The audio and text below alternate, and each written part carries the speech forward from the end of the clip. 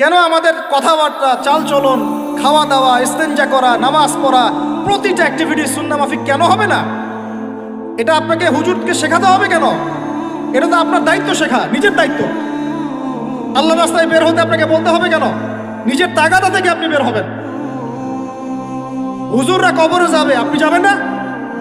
উত্তর দেন। হুজুররা, তোমরা উত্তর দাও, ছেলেরা, ইয়াং জেনারেশন, তোমরা যারা আছো, হুজুররা কবরে যাবে, আমরা যাব না? হুজুরদের নবী মুহাম্মদ সাল্লাল্লাহু আলাইহি ওয়াসাল্লাম আমাদের নবী নন? নবী সাল্লাল্লাহু আলাইহি ওয়াসাল্লাম শুধু সাহাবীদের জন্য আসছিলেন না আমাদের সবার জন্য আসছিলেন? নবী সাল্লাল্লাহু আলাইহি ওয়াসাল্লাম সারা জীবনে যে কষ্টগুলো স্বীকার করেছেন তা নিজের জন্যে না আমাদের জন্যে?